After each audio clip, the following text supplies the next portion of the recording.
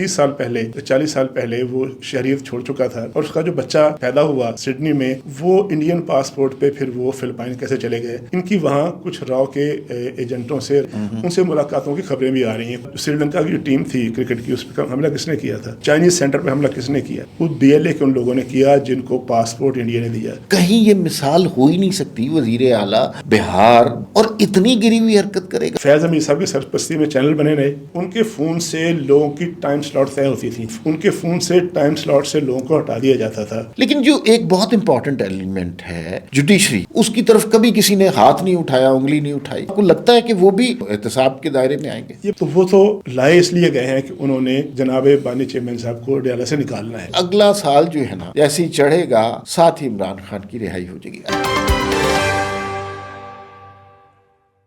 السلام علیکم. We talk کے اندر آج ہمارے مہمان ہیں، ہمارے دوست بھی ہیں، بڑے سیزن جرنلسٹ ہیں، 40 سال سے زیادہ صحافت سے ان کا رابطہ رہا. طارق چودھری صاحب، آپ سب ان کو جانتے ہیں، بہت زیادہ تعارف نہیں کراؤں گا، لیکن ان کے آنے کا فائدہ یہ ہوتا ہے کہ ہم بین الاقوامی موضوعات پر بھی بات کر لیتے ہیں، ملکی سیاست پر بھی بات کر لیتے ہیں. طارق صاحب، آپ کا بہت شکریہ. جی بہت شکریہ، آپ نے ٹائم دیا جی، بڑی مہربانی تھی. نہیں، ہمارے لیے فخر کی بات ہے. اچھا، پہلے یہ مجھے بتائیے، پہلے انٹرنیشنل موضوعات پہ آسٹریلیا سڈنی میں ایک بڑا اندھوناک واقعہ ہوا اور ساری دنیا اس کی مذمت کر رہی ہے، حکومت پاکستان نے بھی کی. لیکن جیسے ہی یہ واقعہ ہوا، آپ نے دیکھا کہ کچھ فیکشنز کی جانب سے، یروشلم پوسٹ کی جانب سے اچانک پاکستان پہ الزام لگ گیا. انڈیا نے کہ میڈیا نے اس کو اٹھانا شروع کر دیا، افغانستان کا سوشل میڈیا ایکٹیو ہو گیا، اور حقیقت جب پتہ چلی، وہ پتہ چلا جی کہ ان لوگوں کا تعلق بھارت سے ہے. ہر دفعہ جب دنیا میں کوئی دہشت گردی کا واقعہ ہوتا ہے، یہ فیکشن پاکستان کے خلاف سرگرم کیوں ہو جاتے ہیں؟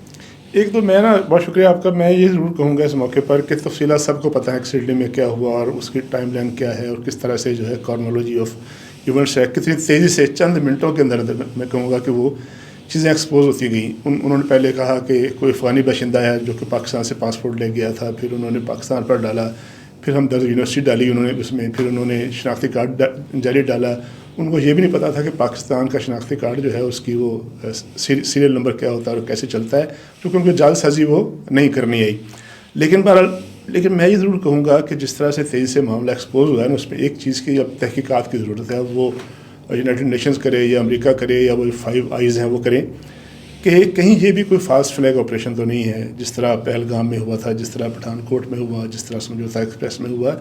انڈیا اور اسرائیل جو ہیں وہ ہر آنے والے کچھ دنوں کے بعد کوئی نہ کوئی ایسا واقعہ ہوتا ہے جس کے نتیجے میں یوں لگتا ہے کہ ساری دنیا، کرسچن ورلڈ، جوئش ورلڈ جو ہے وہ مسلمانوں کے خلاف کھڑی ہو جائے گی. لیکن وہ اللہ کی مہربانی ایسی ہوتی ہے کہ وہ واقعہ جو ہے وہ اس طرح سے وہ ڈیولپ نہیں ہو پاتا ہے، چونکہ وہ بے نقاب ہو جاتا ہے.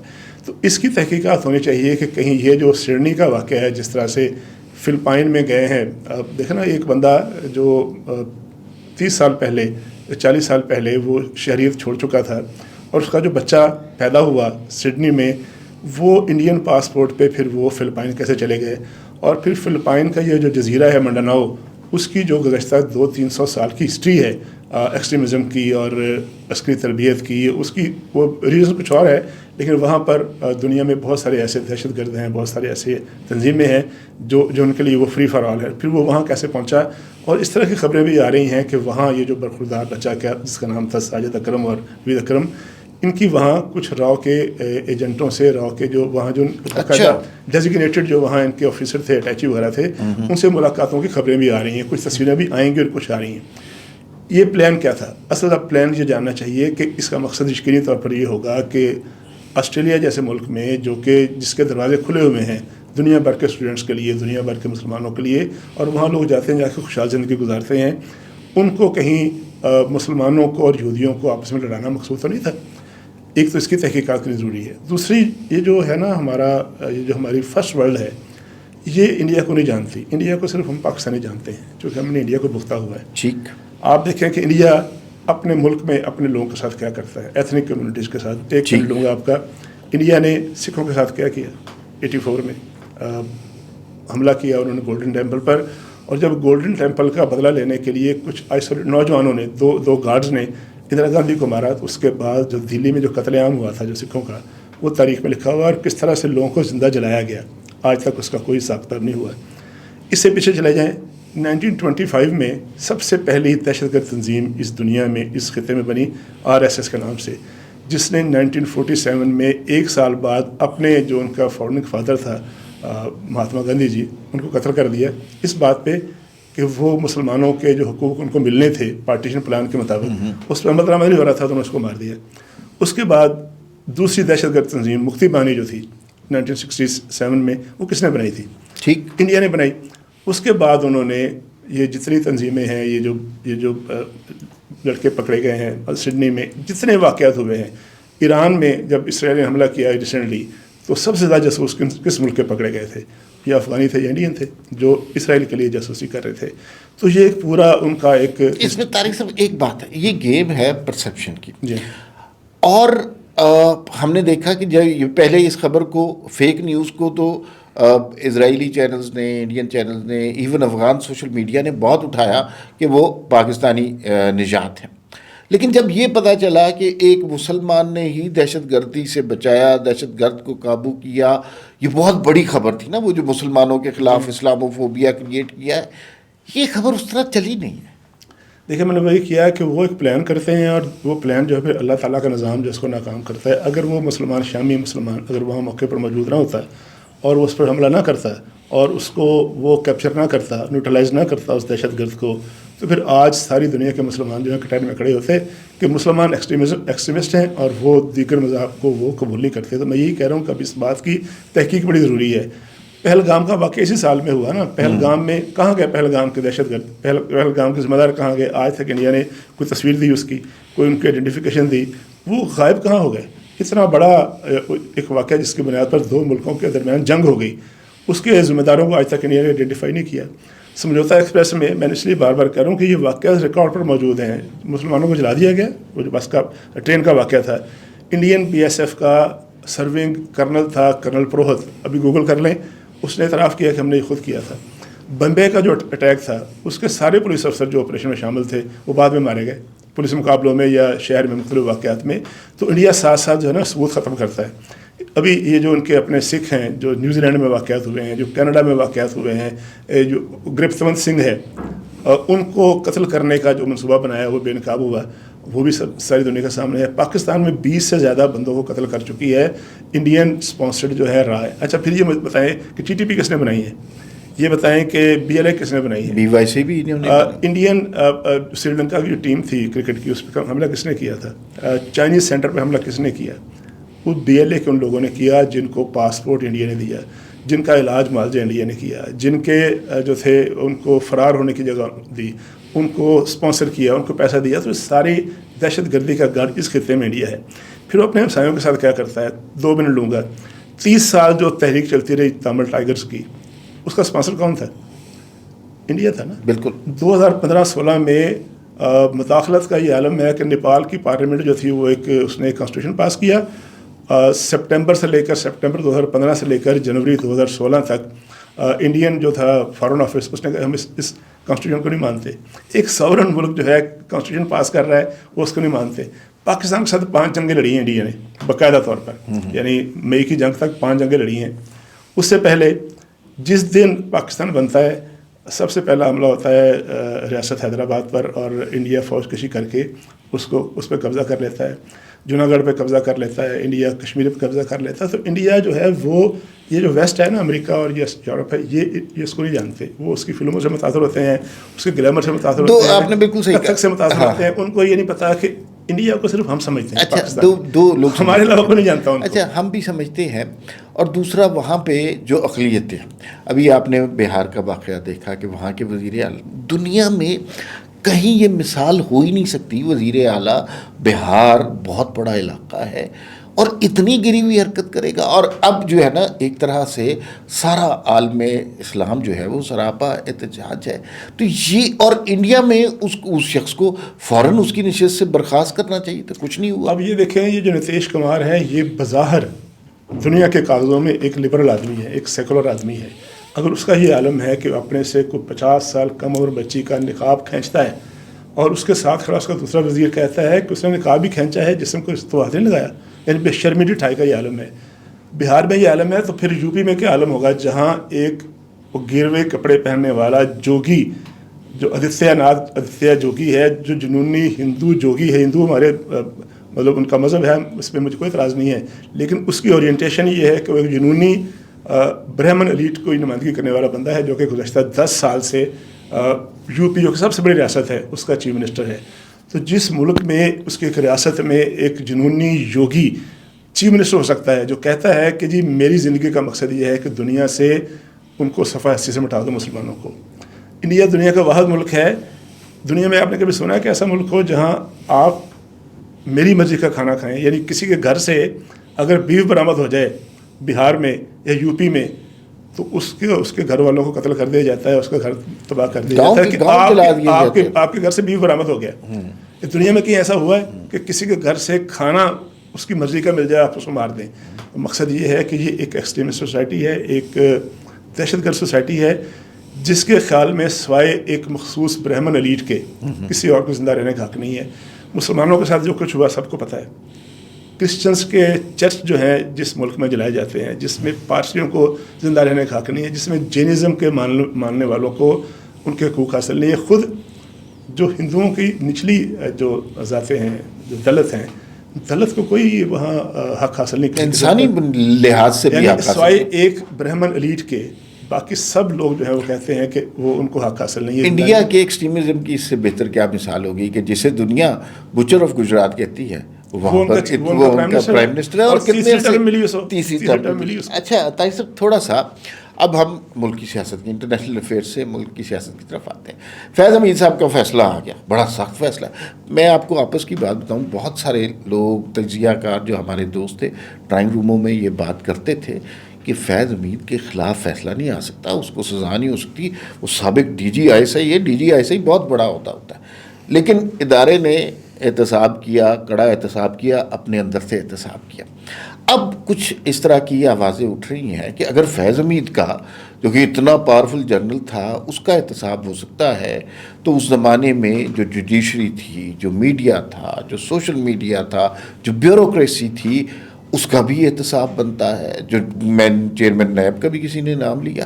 تو آپ کے خیال میں یہ اب احتساب کا دائرہ پھیلے گا یا بس یہاں پر بات ختم ہو جائے گی؟ نہیں، احتساب کا دائرہ پھیلا ہوا ہے. احتساب کا یہ جس دن یہ فیصلہ آیا تھا اس میں جو دن پریس ریلیز آپ کے پاس آئی تھی، ہم سب نے پڑھی ہے، اس کا آخری پیرا بڑا آپریٹو پیرا ہے. اس کے بعد میرا خیال ہے کسی قسم کی بحث کی گنجائش نہیں ہے. اس میں لکھا ہوا ہے، دیکھیں بات یہ ہے کہ اگر فیض حمید کی سرگرمیاں سیاسی سرگرمیاں تھیں اور وہ سیاسی سرگرمیاں اس سرگرمیوں کا کوئی بینیفٹ بھی تو ہوگا نا. اگر 9 مئی ہوا ہے اور ہوا ہے سب کے سامنے، میری آپ کی آنکھوں کے سامنے ہوا ہے، ہم نے پنڈی میں بیٹھ کے دیکھا کہ جی ایچ کیو پہ حملہ کرنے کے لوگ گئے، اس میں نمایاں لوگ تھے. 300 سے زائد مقامات پر اگر حملے ہوئے ہیں، اگر میاں والی پہ جا کے بیس پہ حملہ ہوا، اگر لاہور میں ہوا، اگر بنو میں ہوا، اگر مردان میں ہوا، اگر پشاور میں ہوا، ان سب فیصل آباد میں ہوا، لاہور میں ہوا، تو پھر اس کا کوئی بینیفیشری تھا. اور کوئی بینیفیشری جو تھا اس کے ساتھ کوئی نہ کوئی اس کا ماسٹر مائنڈ بھی تھا، پلان کرنے والا بھی تھا، اس کا کوئی کولیبریٹر بھی ہوگا. اور اس کا کولیبریٹر ایک سیاسی جماعت تھی اور سیاسی جماعت کا سربراہ تھا. اس کی کولیبریشن کے لیے عدلیہ کے لوگ موجود تھے، اس کی کولیبریشن کے لیے میڈیا کے لوگ بھی موجود تھے. اس پہ کسی کو شک ہے کہ لوگ اس کو سپورٹ کر رہے تھے، اس کے بیانیے کو. تو ظاہر ہے بات وہاں پہنچنی ہے، بات وہاں پہنچ رہی ہے، تحقیقات کا حق جاری ہے. کہ آپ کو نہیں پتا کہ اس دور میں فیض حمید صاحب کی سرپرستی میں چینل بنے نا چینل، ان کے فون سے نوکریاں چینل بنے، ان کے فون سے لوگوں کی ٹائم سلاٹ طے ہوتی تھی، ان کے فون سے ٹائم سلاٹ سے لوگوں کو ہٹا دیا جاتا تھا کہ مجھے اس کا کتنے جرنلسٹ اس زمانے میں فیس پسند نہیں ہے. کسی لوگوں کو بھرتی بھی کیا جاتا تھا، لوگوں کو نکال بھی دیا جاتا تھا. ظاہر ہے اس کے ان کے کوئی بینیفیشری تھے. تو احتساب کا دائرہ جو ہے جناب بانی تک بھی جانا ہے. اور اس یہ جو کانسٹیٹیوشن ایونیو پہ بہت بڑی بلڈنگ ہے سفید رنگ کی، اس کے اس سربراہ تک جانا ہے جس نے باقاعدہ جا کے پنڈی میں الیکشن کمپین کی. اسپتال کا دورہ کرنے چلے گئے. جی انہوں نے جس طرح سے یاد ہے آپ کو 2018 میں جب خواجہ سعد رفیق کے حلقے میں وہ 300 ووٹوں سے یا 400 ووٹوں سے جناب عمران خان صاحب جیت رہے تھے، جو کہ ثابت یہ کرنا تھا کہ وہ واحد دنیا کے لیڈر ہیں جو 5 سیٹوں پہ منتخب ہو سکتے ہیں. خواجہ صاحب کی گنتی جاری تھی، لاہور کے ٹربیونل میں گنتی جاری تھی، اور وہ گنتی جاری رہتی تو وہ بے نقاب ہو جاتا معاملہ. تو سپریم کورٹ کے چیف جسٹس نے اس کو رکوا دیا، اور آج تک پتہ نہیں چلا کیوں رکوا دیا. تو اس چیف جسٹس تک بات پہنچے گی نا. اس میں ایک نقطہ یہ ہے، دیکھیے ہمارے ماضی میں نا ہم جو جرنلسٹ یا انٹلیکچوئل جو ہیں وہ ایک ڈبیٹ ہوتی ہے. ہم نے ہمیشہ اس کو بنا کے پیش کیا کہ یہ اسٹیبلشمنٹ اور پولیٹیشنز کے درمیان جنگ ہو رہی ہے, لیکن اب ہم نے دیکھا کہ جنرل مشرف کو بھی پھانسی کی سزا ہوئی, فیض حمید کو بھی یہ سزا ہوئی, سیاستدانوں کے ساتھ تو بہت کچھ ہوا, لیکن جو ایک بہت امپورٹنٹ ایلیمنٹ ہے جوڈیشری, اس کی طرف کبھی کسی نے ہاتھ نہیں اٹھایا, انگلی نہیں اٹھائی. تو اس دفعہ آپ کو لگتا ہے کہ وہ بھی احتساب کے دائرے میں آئیں گے؟ یہ بات آپ ٹھیک کہہ رہے ہیں کہ ہم نے پچھلے 3-4 سال میں دیکھا کہ ایسے ایسے واقعات ہوئے کہ پنجاب اسمبلی کا فیصلہ آپ کو یاد ہوگا جی بالکل, کہ رات 11 بجے جناب انہوں نے فیصلہ کیا, اور رات 11 بجے 12 بجے رات کا فوراً پہنچو اور جا کے حلف لاہور کا.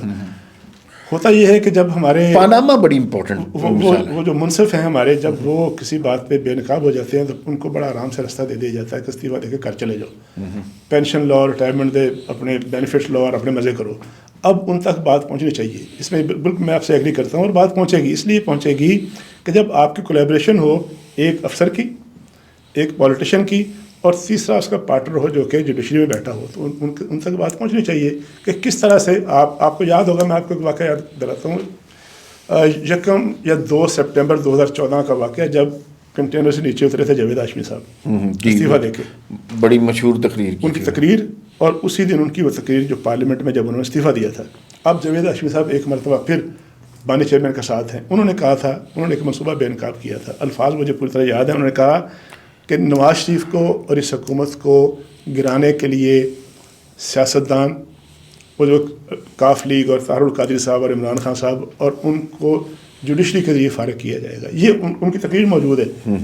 جب وہ منصوبہ منظر عام پر آ چکا, وہ بات منظر عام پر آ چکی کہ اس حکومت کو گرانے کے لیے, ایک حکومت کو گرانے کے لیے اور دوسری حکومت کو اور دوسرے شخص کو انسٹال کرنے کے لیے جو پلان بنا تھا, اس میں منصف بھی شامل ہوں گے اس وقت کے, تو پھر منصفوں کا احتساب کیوں نہیں ہونا چاہیے؟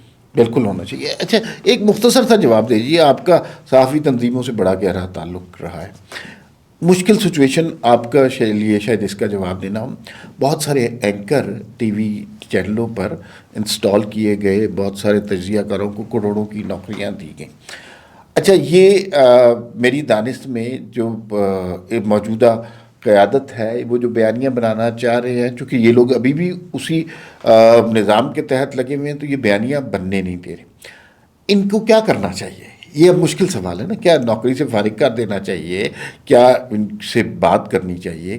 کہ لوگ تو فیض حمید کے فون پہ لگائے ہوئے لوگ ہیں. یہ دیکھیں, میرا خیال ہے کہ جو ورکنگ جرنلسٹ ہے نا, ظاہر ہے ورکنگ جرنلسٹ کی میری اور آپ کی اپنی تعریف ہے, اور وہ سب کو پتہ ہے ورکنگ جرنلسٹ کیا ہوتا ہے.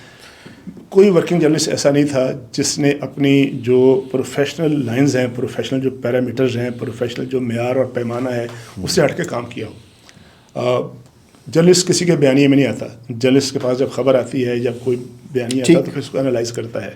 اب وہ لوگ جو جرنلسٹ نہیں تھے اور ان کو زبردست جرنلسٹ بنا دیا گیا, جن کو ہم پیراٹروپر بھی کہتے ہیں, چھاتا بردار بھی کہتے ہیں, اینکر بھی کہتے ہیں. جی, وہ ظاہر ہے اگر کوئی ڈاکٹر, کوئی انجینئر, کوئی ایسا اور کام کرنے والا, اس کو اگر کسی نے انسٹال کر دیا اور اس کو پرائم ٹائم پہ سلاٹ بھی دے دی, تو وہ میری نظر میں تو جرنلسٹ نہیں ہے نا. وہ اینکر ضرور ہو سکتا ہے, وہ پریزنٹر ہو سکتا ہے, وہ معروف آدمی ہو سکتا ہے, ایک بڑا پاپولر شو بھی ہوسٹ بھی ہو سکتا ہے, لیکن جرنلسٹ کی تعریف کچھ اور ہے. تو میرا خیال ہے کہ وہ افراد جو ہیں, جن کو جو اس نظام کا حصہ تھے, جو ایک تبدیلی لانی تھی, ایک تبدیلی, ایک بندے کو اتار کے دوسرے کو لانا تھا, جو اس کا حصہ تھے, اگر باقی 3 وہ جو فوجی افسر تھا, جو پولیٹیشین تھا, جو منصف تھے, اگر ان کا احتساب ہو رہا ہے, تو پھر وہ لوگ جو اس کا حصہ تھے, اس بیانیے کا حصہ تھے, پھر ان سے بھی کوشچن ہونا چاہیے, ان کا بھی احتساب ہونا چاہیے. بالکل ٹھیک ہے. اچھا, قانون کے مطابق. ہاں, قانون کے مطابق ہونا چاہیے. یہ مجھے یہ بتائیے کہ مجھے لگتا ہے کہ وہ نظام جو 2016-17 سے جو نظام 2011 سے شروع ہو چکا, ہاں 2011 شروع ہو چکا تھا. بالکل. اس کے بعد ایک یو ٹرن لیا اور پاناما آ گیا, نواز شریف صاحب کے ساتھ بہت برا ہوا, پھر اب حالات بہتر ہو گئے. میاں صاحب اس میں نظر نہیں آ رہے, کبھی کبھار نظر آ, یا تندور پہ کھڑے نظر آ جاتے ہیں, یا کوئی بڑی اصلاحی سی تقریر کر دیتے ہیں. تو مثلا اب تو نواز شریف کو فائدہ ہو رہا ہے نا اس سارے سسٹم سے. نہیں, اگر آپ کہتے ہیں کہ میاں نواز شریف کو باہر نکل کے جلسے جلوس کرنے چاہیے, یا میاں صاحب کو جو ہے باہر نکل کے بیان بازی کرنی چاہیے, تو میرا بھی خیال کہ ان کا اسٹیچر ہے کہ وہ اس طرح کا کام کرے. وہ اپنی ان کا بھائی, ان کی بیٹی مرکز کو اور پنجاب کو وہ کنٹرول کر رہے ہیں as elected representative of people of Pakistan اور پیپل آف پنجاب. ان کے ساتھ ان کی مشاورت ہے، ان کے ساتھ ان کی ایڈوائزری، وہ رول تو ہے. ابھی میں دیکھ رہا تھا کل پرسوں میٹنگ تھی وہاں پر، اگلے 2 الیکشن آنے والے ہیں، جی پی کا الیکشن آنے والا ہے، آزاد کشمیر کا الیکشن آنے والا ہے، تو وہ تو میں نے سنا ہے کہ وہ جلسے میں بھی آئیں گے اور اپنی پارٹی کو پوری طرح متحرک کر چکے ہیں. لیکن یہ کہنا کہ میاں صاحب جو ہے اب اسی طرح آئیں، نکلے سڑک پر، نکلے میدان میں، شاید ان کے لیے اس ایج میں جو ان کی ہیلتھ کنڈیشن ہے، اب انہوں نے خود فیصلہ کرنا ہے نا کہ میری اگر ہیلتھ خراب ہو یا میری ہیلتھ جو ہے وہ تھوڑی سی چیلنجنگ ہو، تو میں نے فیصلہ کرنا ہے کہ میں نے کس حد تک اپنے آپ پر بوجھ ڈالنا ہے. لیکن میرا خیال ہے کہ میاں صاحب پوری طرح ایکٹیو ہیں، ڈیسیجن میکنگ میں شامل ہیں. پنجاب کا صوبہ اگر چل رہا ہے اور اس میں اپنی بیٹی کے ساتھ بیٹھ کے وہ اس کو ہر روز اب تو میٹنگ بھی چیئر کرتے ہیں، تو میں سے ایگری نہیں کرتا کہ میاں صاحب ایکٹیو نہیں ہے. میاں صاحب پوری طرح ایکٹیو ہے میرا خیال ہے. Okay, second last question. اچھا، کے پی کے ایک ہمارا بڑا عزیز صوبہ ہے، بڑے محبت کرنے والے لوگ وہاں پر ہیں، وہاں پر عمران خان کے چاہنے والے بہت ہیں.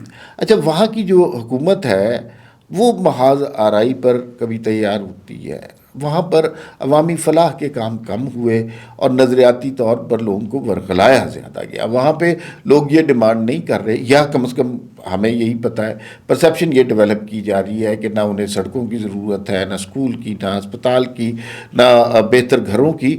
ان کا مقصد صرف عمران خان کی رہائی ہے. How correct is that? میرا خیال یہ کریکٹ نہیں ہے. آپ آئے روز سوشل میڈیا پہ دیکھتے ہوں گے کہ کسی نہ کسی ضلع کا کہ عام لوگ، اب عام لوگوں کی رسائی، ان کی وائس تو بہت کم پہنچتی ہے نا. یہ جن لوگوں کی آپ بات کر رہے ہیں جو کہتے ہیں کہ ہمیں تو ووٹ اس لیے ملا کہ ہم نے جناب بانی چیئرمین کو رہا کرانا ہے. عام آدمی کا ایسے کوئی تعلق نہیں. عام آدمی کو تعلیم، ایجوکیشن، ہیلتھ، روزگار وغیرہ کے مسائل جو ہیں وہ خیبر پختونخوا میں باقی صوبوں سے زیادہ ہیں. آپ یہاں جہاں بیٹھے ہیں یہاں پہ چلیں، یہاں سے 1.5 کلومیٹر دور پیمز ہسپتال ہے.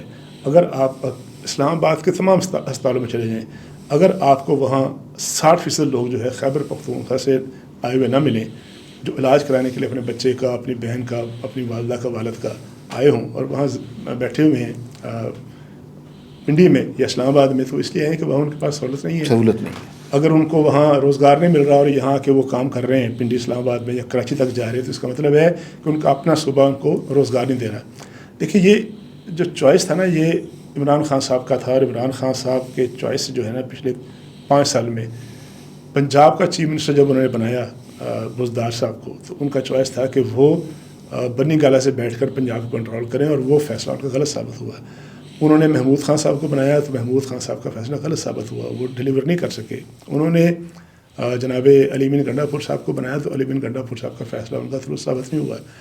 ابھی سہیل افریدی صاحب کو بنایا ہے. یہ سارے فیصلے انہوں نے اپنی ذات کے لیے کیے ہیں کہ یہ لوگ جو ہیں، جو ان کی اپنی کوئی توقع ہوگی ان سے کہ یہ میری رہائی کے لیے کام کریں. جب وہ ان کا کرائٹیریا یہ ہے کہ چیف منسٹر صرف آ کے اڈیالہ میں آ کے اس کی دیواریں پھاندے، اس کی دیواریں توڑے اور مجھے نکال کے لے جائے، تو پھر وہ چیف منسٹر جو ہے وہ عوام کو جواب دہ تو نہیں ہوگا. وہ تو جواب دہ ہوگا جناب ان کے بانی چیئرمین صاحب کو، ان کی فیملی کو، یا ان کی فیملی جو ان کی پارٹی کو رن کر رہی ہے، ان کی بہن کو، ان کی بہنوں کو، ان کی بیگم صاحبہ کو. تو وہ تو لائے اس لیے گئے ہیں کہ انہوں نے جناب بانی چیئرمین صاحب کو اڈیالہ سے نکالنا ہے. ٹھیک، ان کا تو کرائٹیریا یہی ہے، وہ بڑا کلیئر ہے. انہوں نے خود ایک دفعہ یاد آ گیا مجھے، انہوں نے خود کہا تھا کہ میں اس لیے لوگ نہیں لے کے آئے کہ میں نے ٹماٹر اور آلو کا سستا کرنا ہے، میں تو کوئی بہت گلوبل قسم کا کوئی بہت بڑا کام کرنا ہے جو ان کے اپنے ذہن میں بھی نہیں تھا. تو وہ تو ان کے اپنے زبان سے انہوں نے کہا ہوا کہ میں کوئی اتنا چھوٹا آدمی نہیں ہوں کہ چھوٹی موٹی چیزیں جو ہیں آلو پیاز کروں. میں تو کوئی بڑے کام کرنے کے لیے دنیا میں آیا، اور وہ بڑے کام ہے انہوں نے اس کی وضاحت نہیں کی. تو انہوں نے یہ چیف منسٹر، یہ کیبنٹ، یہ جو حکومت ہے بنائی ہوئی ہے، وہ اس لیے بنائی ہوئی ہے کہ ان کے لیے جلوس کریں، ان کے لیے جلسے کریں، اسلام آباد کو جلگار کریں، کبھی سنگجانے میں آ کے بیٹھ جائیں، کبھی لاہور میں آ کے بیٹھ جائیں، کبھی وہ جو ہے وہ یہاں ڈی چوک میں پہنچنے کی کوشش کریں. تو ان کا کرائٹیریا ہے، جو ان کا کرائٹیریا انہوں نے سیٹ کیا ہے اس کے مطابق حکومتیں بنی ہوئی ہیں. عوام کا تعلق کوئی نہیں ہے. اچھا، بانی چیئرمین کی بات ہو رہی ہے. اچھا، ہمارے جو دوست ہیں یوٹیوبرس، وہ تھوڑے تھوڑے عرصے کے بعد کوئی خوشخبری سنا دیتے ہیں تحریک انصاف سے محبت کرنے والوں کو.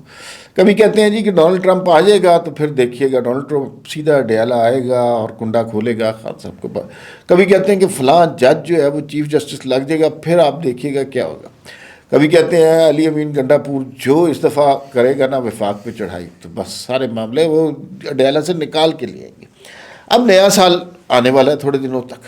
اب کچھ دوستوں نے یہ کہنا شروع کر دیا, میں برا اس لیے نہیں کہتا کہ وہ چلو اپنی روزی کما رہے ہیں سچ جھوٹ بول کے, ڈالر بڑے ملتے ہیں اس بات کے, تو وہ کچھ دوستوں نے یہ کہنا شروع کر دیا کہ اگلا سال جو ہے نا جیسے ہی چڑھے گا ساتھ ہی عمران خان کی رہائی ہو جائے گی. اچھا, ایز اے جرنلسٹ آپ نے پاکستان کی سیاست کو بہت اچھے طریقے سے دیکھا ہے, آپ کو کیا عمران خان کی رہائی ہوتے ہوئے جلد کہیں ممکن نظر آتی ہے؟